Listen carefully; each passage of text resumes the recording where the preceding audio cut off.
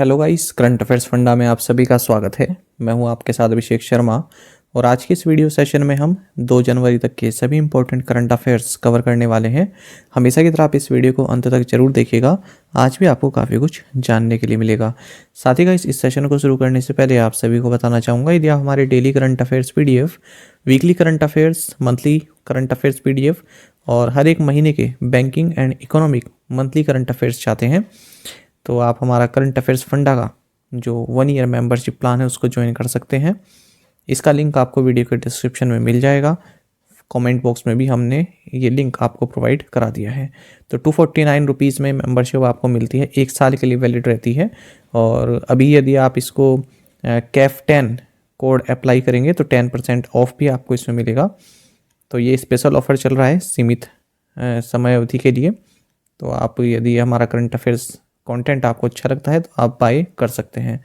इसमें जितनी भी हमारी फाइल्स हैं वो आप डाउनलोड कर सकते हैं, प्रिंट आउट भी निकाल सकते हैं। इसमें स्टैटिक जीके भी प्रोवाइड करा जाते हैं जो हम डेली करंट अफेयर्स क्लासेस में अंत में देखते हैं, तो उनकी PDF भी प्रोवाइड कराई जाती है।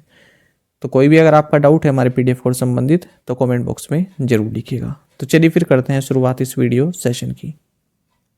सबसे पहले आज का क्वेश्चन देख लेते हैं। What is the name of the political party that Israeli prime minister Benjamin Netanyahu belongs to? Israel के प्रधानमंत्री बेंजामिन नेतन्याहू किस राजनीतिक दल से संबंधित हैं? ऑप्शंस आपके सामने हैं। Shas party, Noam party, Likud party या फिर रिलीजियस जियोनिज्म पार्टी। महत्वपूर्ण क्वेश्चन है, जल्दी से आंसर कर दीजिए कमेंट बॉक्स में, फिर आगे बढ़ेंगे। साथ ही करंट अफेयर्स फंडा को आप टेलीग्राम पर भी ज्वाइन कर लीजिए, इसी नाम से हमारा चैनल है करंट अफेयर्स फंडा। उस पर भी हम डेली करंट अफेयर्स और स्ट्रेटेजी के क्विज डालते रहते हैं।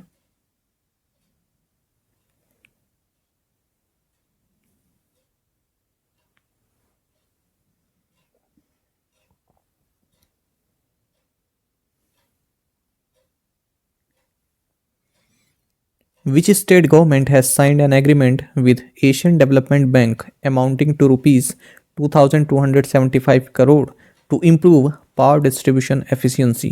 किस राज्य सरकार ने बिजली वितरण क्षमता में सुधार के लिए एशियाई विकास बैंक ADB के साथ 2,275 करोड़ रुपए के समझौते पर हस्ताक्षर किए हैं?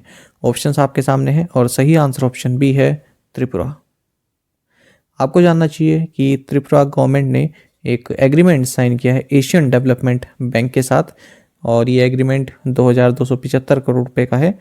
और इस लोन अमाउंट की सहायता से जो त्रिपुरा गवर्नमेंट है वो राज्य में पावर डिस्ट्रीब्यूशन एफिशिएंसी को इम्प्रूव करेगा।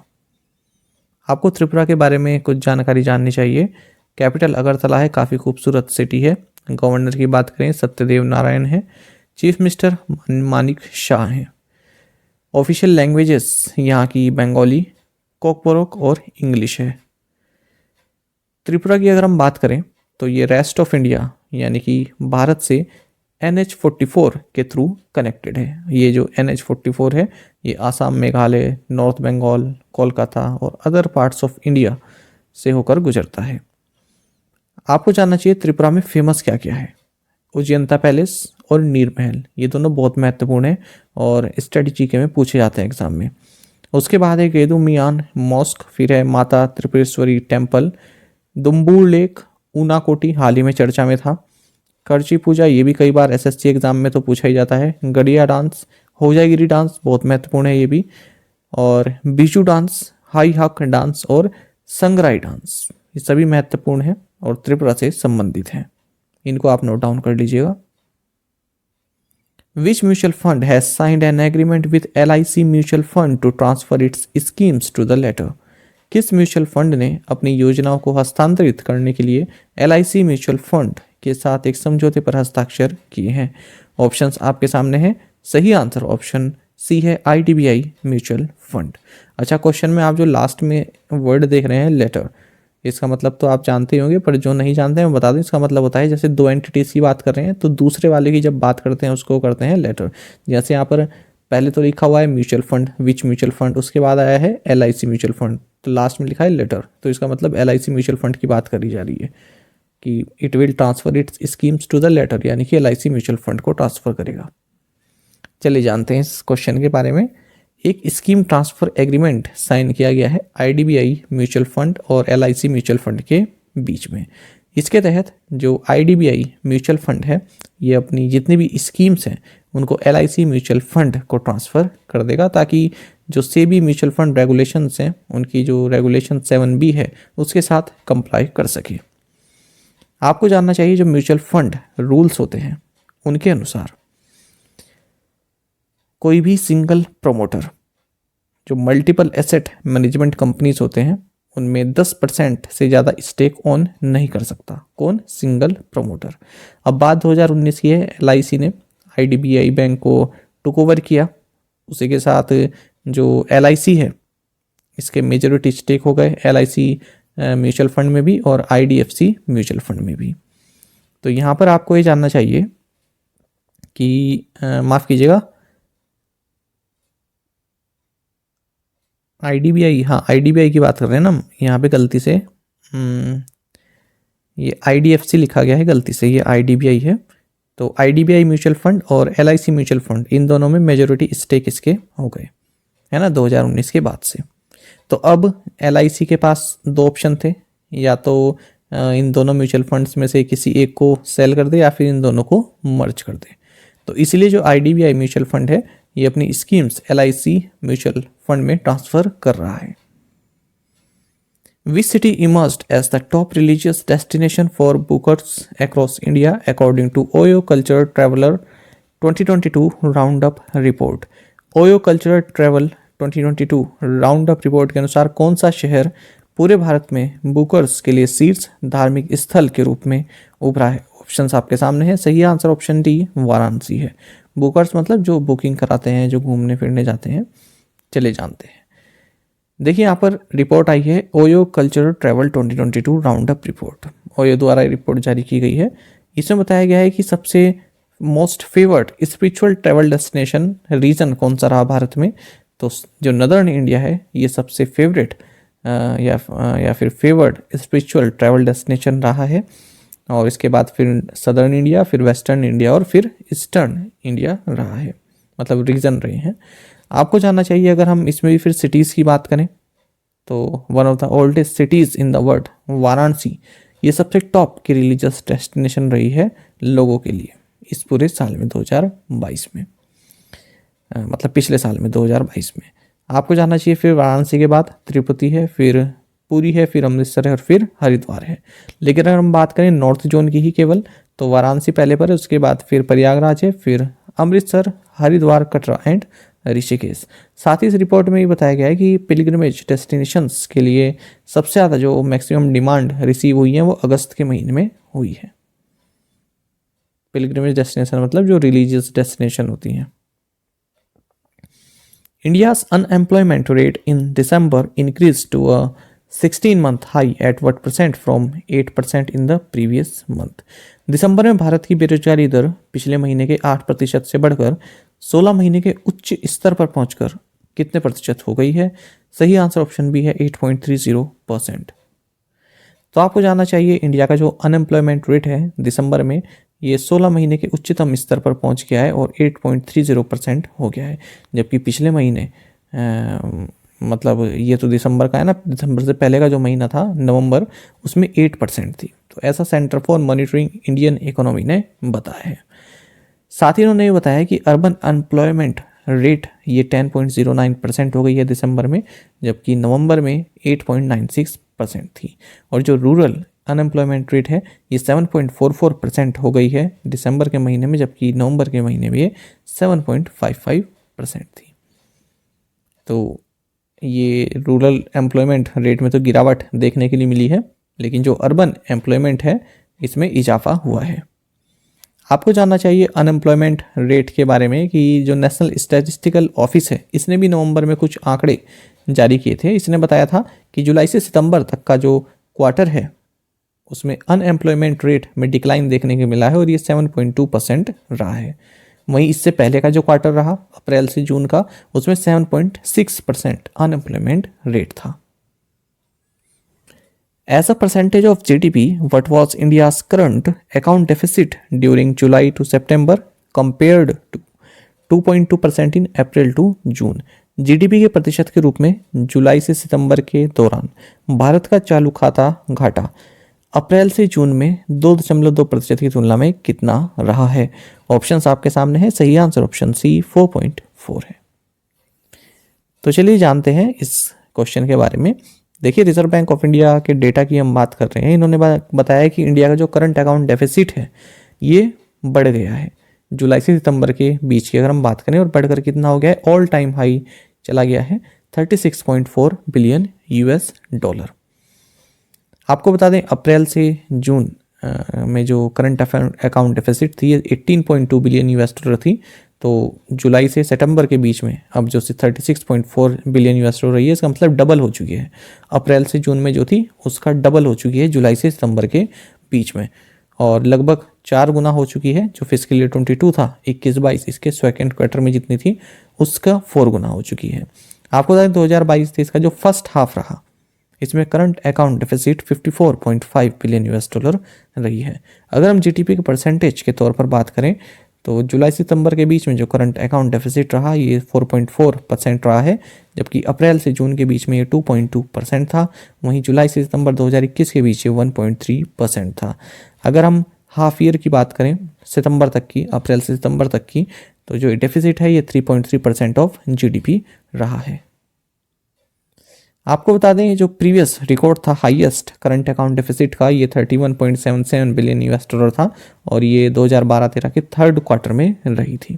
तो ये भी महत्वपूर्ण क्वेश्चन है। बाकी आपको जानना चाहिए करंट अकाउंट डेफिसिट क्या होता है। ये जो money flowing in on export और जो money flowing out on export, इसके बीच में जो अंतर आता है उसे कहते हैं। यानी कि जो हम एक्सपोर्ट कर रहे हैं गुड्स एंड सर्विसेज, उसकी मात्रा तो कम है, और जो हम इंपोर्ट कर रहे हैं गुड्स एंड सर्विसेज उसकी मात्रा ज़्यादा है। तो उन दोनों के बीच का जो अंतर है वो करंट अकाउंट डेफिसिट कहलाता है।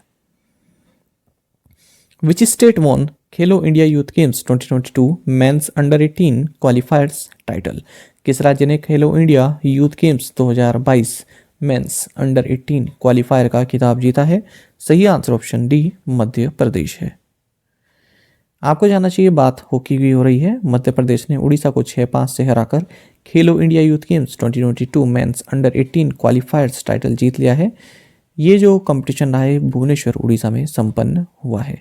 हरियाणा इसमें तीसरे नंबर पर रहा है और झारखंड चौथे नंबर पर रहा है।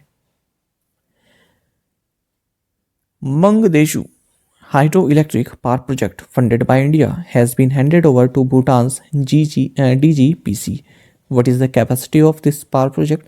भारत द्वारा वित्त पोषित मंगदेशु जल विद्युत परियोजना को भूटान के DGPC को सौंप दिया गया है। इस बिजली परियोजना की क्षमता क्या है? ऑप्शंस आपके सामने है। सही आंसर ऑप्शन डी है 720 मेगावाट।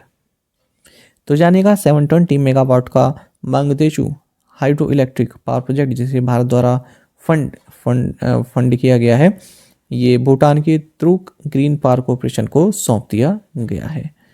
और इस मौके पर जो भूटान के मिनिस्टर ऑफ इकोनॉमिक अफेयर्स हैं और साथ ही इंडिया के जो अम्बेसडर है भूटान में सुधाकर तरेला, ये नाम महत्वपूर्ण है, ये लोग भी मौजूद रहे।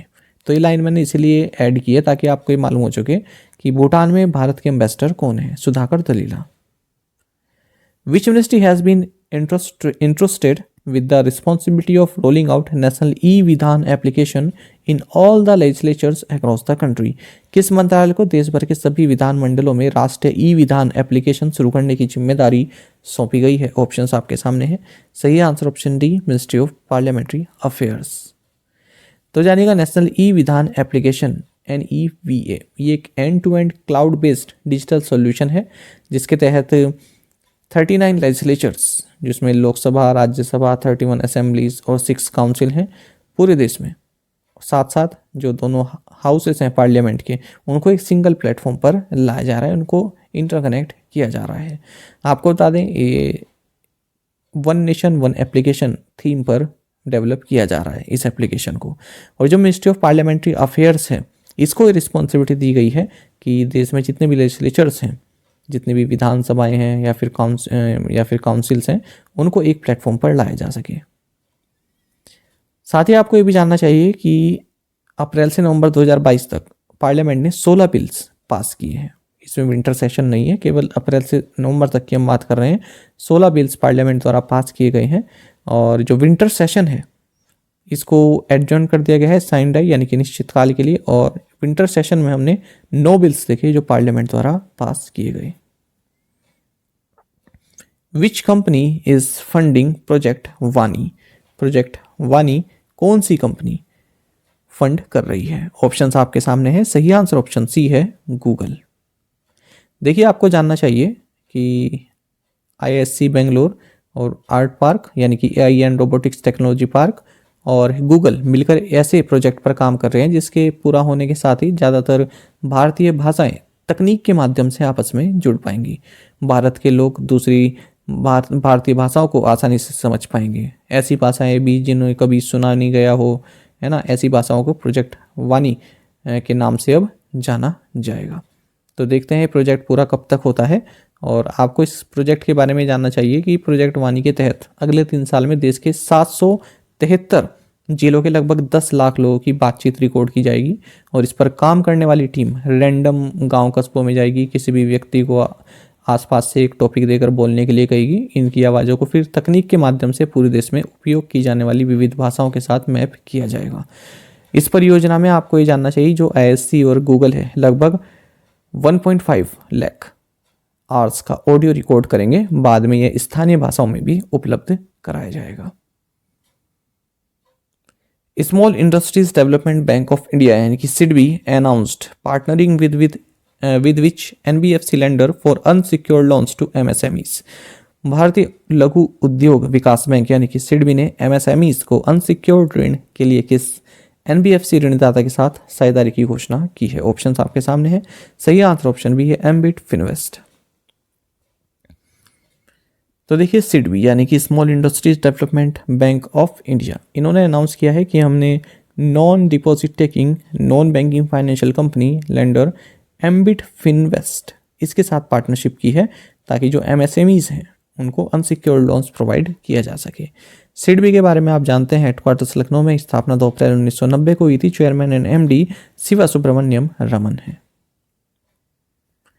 विच is the first ever online OPD consultation service offered by government of India to citizens? भारत सरकार द्वारा नागरिकों को दी जाने वाली पहली ऑनलाइन OPD परामर्श सेवा कौन सी है? ऑप्शंस आपके सामने है और सही आंसर ऑप्शन सी है यहाँ पर, ई संजीवनी। तो आपको जानना चाहिए ये क्वेश्चन क्यों लिया गया है। देखिए, ई संजीवनी चर्चा में है। क्यों? ई संजीवनी के थ्रू लगभग 8 करोड़ 50 लाख से ज़्यादा टेली कंसल्टेशंस अब तक कंडक्ट किए जा चुके हैं Ayushman Bharat health and wellness centres पर। तो ये महत्वपूर्ण है। More than 8 crore 50 lakh tele consultations have been conducted at Ayushman Bharat health and wellness centres till now through e Sanjeevani. और इसमें 5 लीडिंग स्टेट्स कौन कौन से हैं? आंध्र प्रदेश, वेस्ट बंगाल, कर्नाटक, तमिलनाडु, महाराष्ट्र। यहाँ पर सबसे ज़्यादा ये सुविधा दी गई है। ई संजीवनी के बारे में अगर हम बात करें तो ये नेशनल टेलीमेडिसिन सर्विस है। इसका उद्देश्य ये है कि आप फिजिकल आपको उपस्थित होने की ज़रूरत नहीं है कंसल्टेशन के लिए, आप डिजिटल प्लेटफॉर्म का यूज़ करके भी अपनी समस्या बता सकते हैं। ये स्कीम साल 2019 में नवंबर के महीने में शुरू की गई थी और ministry of health and family welfare द्वारा इसको संचालित किया जाता है। आपको जानना चाहिए, patients consult with doctors and specialist on a daily basis using this innovative digital medium to seek health services. वही जो मैंने आपको बताया अभी। Which investment advisor has been banned by SEBI from stock market for 3 years? SEBI ने किस निवेश सलाहकार को 3 साल के लिए शेयर बाजार से प्रतिबंधित कर दिया है? ऑप्शंस आपके सामने हैं। सही आंसर ऑप्शन सी है, DC कैपिटल वेंचर। तो जानिएगा, कैपिटल मार्केट्स रेगुलेटर SEBI, इन्होंने DC कैपिटल वेंचर्स एंड इसके डायरेक्टर्स को सिक्योरिटी मार्केट से 3 साल के लिए जो है बाहर कर दिया है क्योंकि इन्होंने रेगुलेटरी नॉर्म्स को वायलेट किया है। DC कैपिटल वेंचर की बात करें तो ये रजिस्टर्ड है as a SEBI investment adviser. इसके डायरेक्टर्स ये संजय द्विवेदी, पीयूष कुमार शर्मा, दीपाली शर्मा, अभिषेक तिवारी हैं। तो इन सबको भी जो है यहाँ पर प्रतिबंध कर दिया है 3 साल के लिए। साथ ही सेबी ने कैप्रोइन फाइनेंशियल एडवाइजरी सर्विसेज और इसके पार्टनर्स को भी सिक्योरिटी मार्केट से 3 साल के लिए प्रतिबंधित कर दिया है। Which company will acquire Ford India's manufacturing plant at Sanand Gujarat for ₹725.7 crore?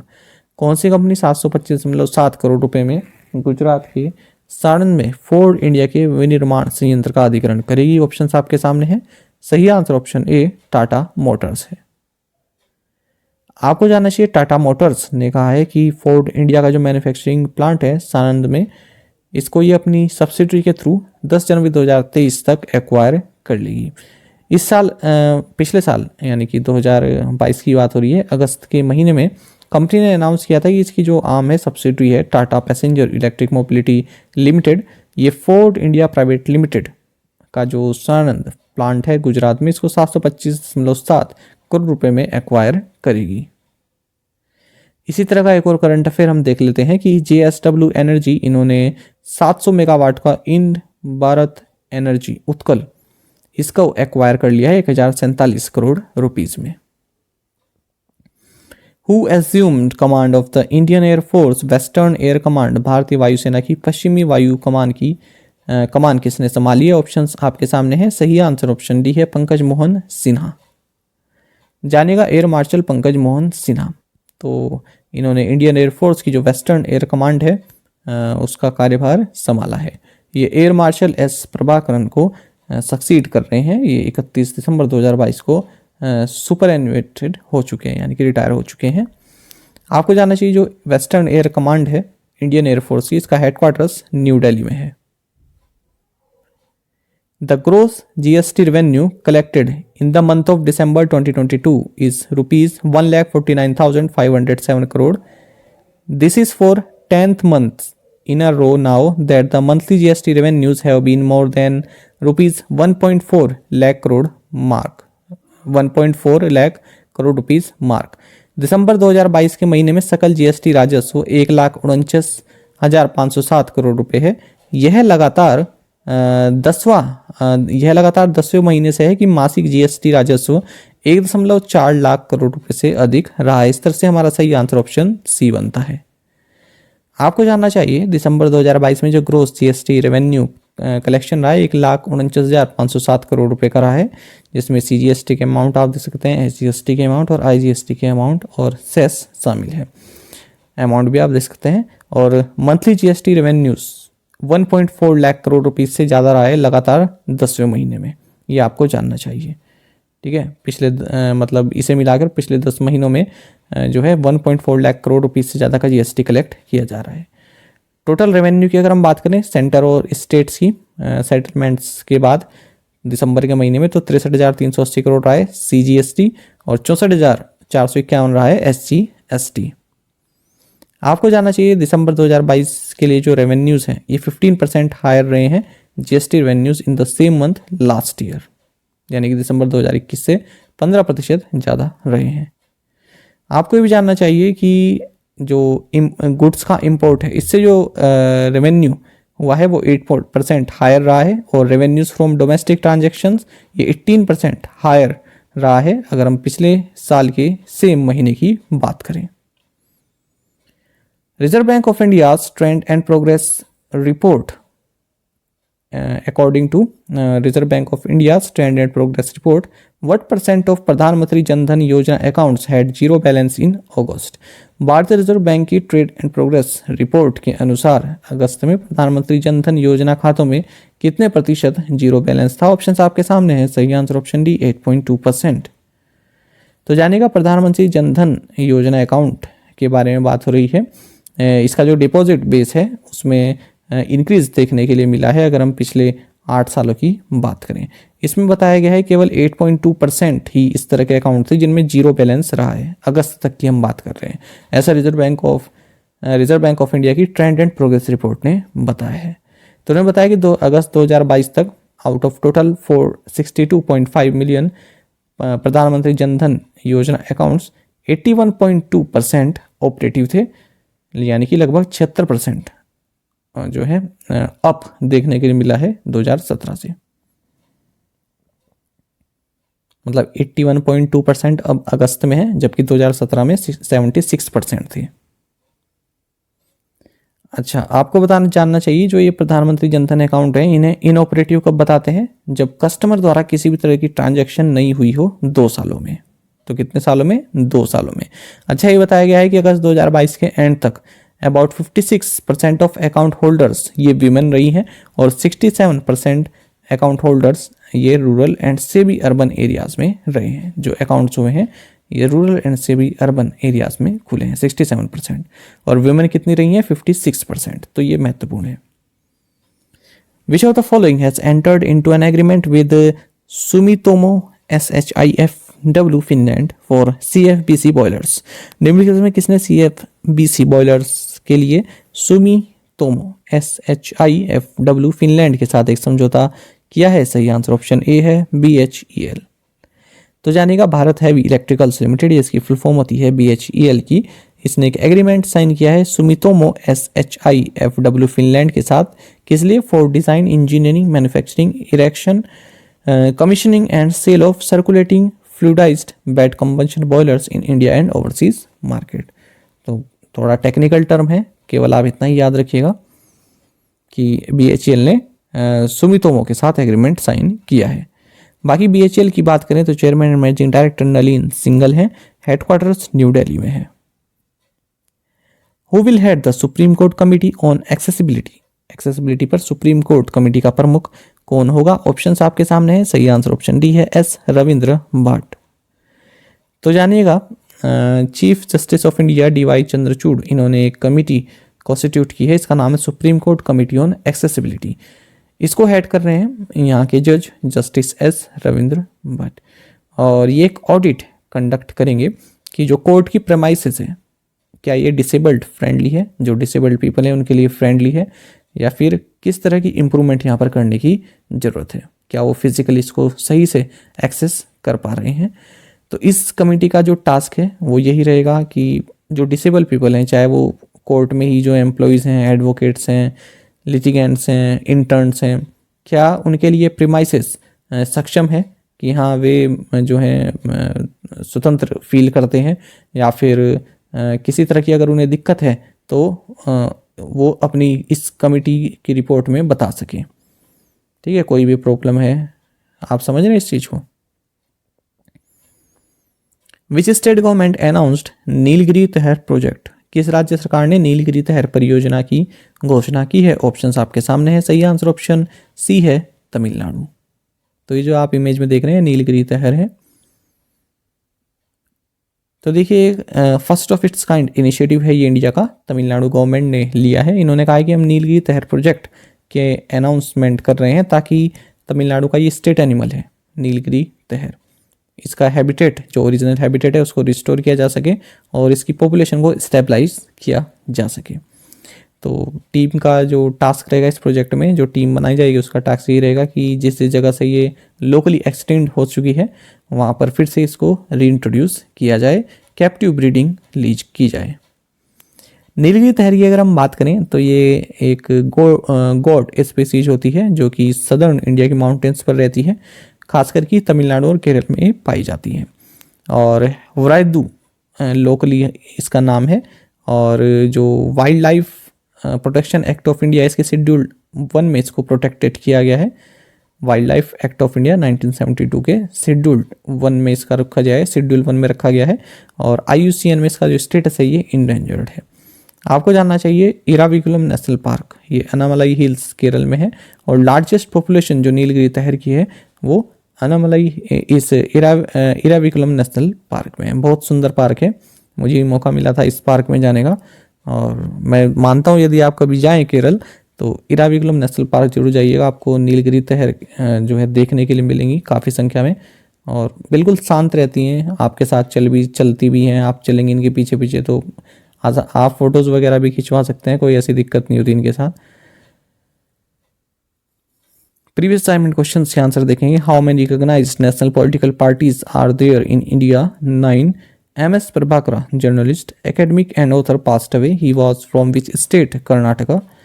What is India's rank on the global list of the best cuisines for 2022 according to Taste Atlas? Answer is 5th. Brazilian football icon Pele died at the age of 82. How many times he has won the World Cup? 3.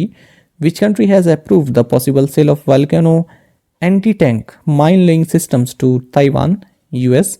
President Draupadi Murmu inaugurated the Misra Dhatu Nigam white plate mill in which state? Answer इस तेलंगाना, हैदराबाद में इन्होंने किया है इसका inauguration. Which country linked the deaths of 18 children to syrup Doc 1 Max prepared by Noida-based Marion Biotech? Answer is Uzbekistan. Nepal Prime Minister Pushpa Kamal Dahal Prachand has formed an 8-membered cabinet with 3 deputy prime ministers. इनके नाम भी आप देख सकते हैं जो deputy prime minister बनाए गए हैं. तो आप में से कई स्टूडेंट्स ने बिल्कुल सही आंसर दिया है. इस तरह से आप पार्टिसिपेट करते रहिएगा. चलिए आज के असाइनमेंट क्वेश्चन हम देखेंगे. Who has been appointed China's new foreign minister? What is the name of India's first tactical quasi-ballistic missile? Pokhara Regional International Airport inaugurated in which country? All India CPI IW for number 2022 remained stationary at. Which bank opened 100 new branches across in 83 cities and towns in 15 states and union territories? IRDI to introduce a new distribution channel to increase penetration of insurance policies in rural India. Which ministry launched 2 key initiatives of ministry? City Finance Rankings 2022 and City Beauty Competition. Name the head of the Catholic Church and sovereign of the Vatican City States from 19 April 2005 to 28 February 2013 who passed away recently.